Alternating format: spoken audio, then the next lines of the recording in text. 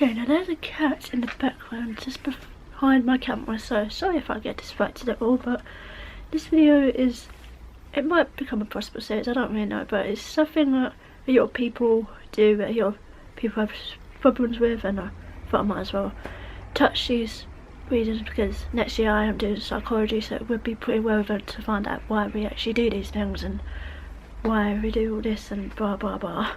So for this video I'll be talking about over-analysing things, and I always find myself doing this sometimes when I'm just left alone without anyone to talk to, and the last couple of words I heard were, well, just not the best kind of word to see last here. So the reason we would over-analyse things is because we're scared of what's to come.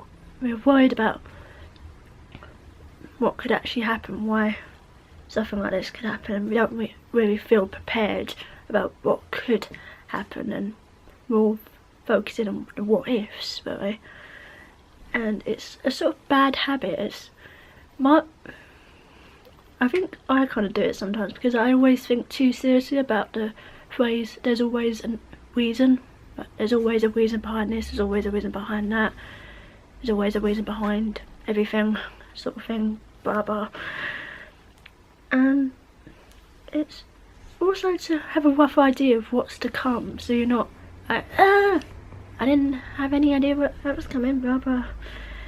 And it's also because there's past experiences that can have a trigger word, I can't speak, but a trigger word that can actually cause you to have a old memory, and you might start thinking about something in another way because of past experiences of that word and meanings behind that word to you. So that's why we overanalyze some things, because we're scared of what there is to come, and we can't fully trust the person we're with because we haven't really got to know them that well, or we haven't spent enough time with them as we would hope to, and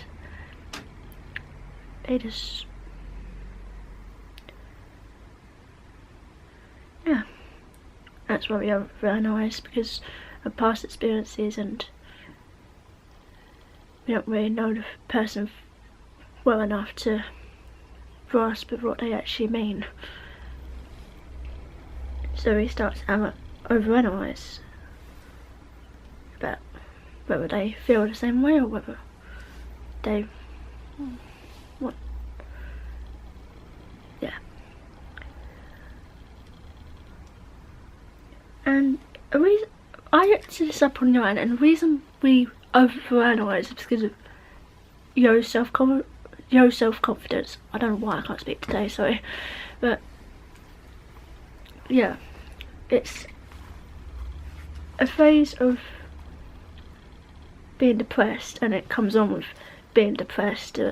You start to overanalyze things, and you start to worry too much, because worrying is basically like a drug, and when you start you can't really stop that much. It does become harder and harder to stop, and when you start getting so used to the habit of worrying so much, it gets hard to actually get rid of it, and you tend to start getting used to worrying so much that it starts to become the only thing you keep doing when you're left alone in your room and no one's there to really talk to you about anything, and they can't really think of another reason of why someone would do things like that. When they do try to think of a reason, they start to overthink the reason and start to think of all the bad things instead of all the good reasons that it possibly could be. Is why we overanalyze things. And yeah, I don't know what I'm saying on this video, but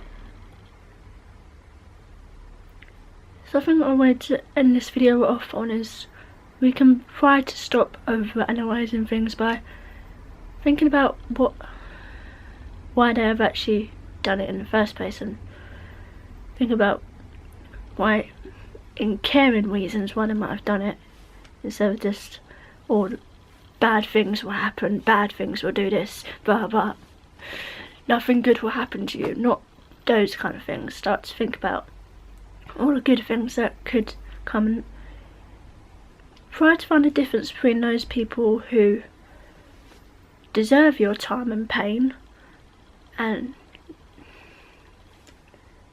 will share it with you, and yet you know that they constantly, yet you have this feeling that you've chosen the right person to divulge your time and pain on, spurge it all out on them, because they share it back with you and they're sharing their pain and time with you, so they constantly show their worth.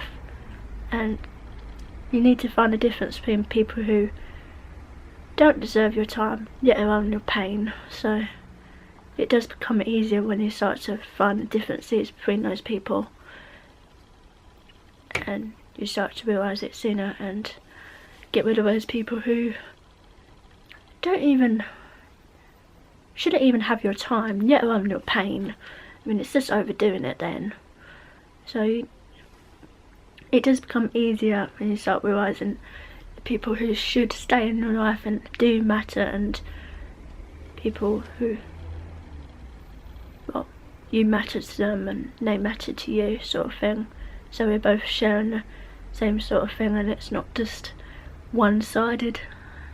So that's one way I've kind of stopped over-analysing things, is to get to know the person a whole lot better, so you wouldn't start to over-analyse their actions or why they might have said this or why they might have done this, and you start to already know why they've done it. And yeah, I think that's just how I do it. So I don't know what this video is, but it's just a whole lot of waffling kind of for about 7 minutes. So thanks for watching what this was. Hope you're not doing background. It's only staying for this video, so enjoy it while you can. See ya.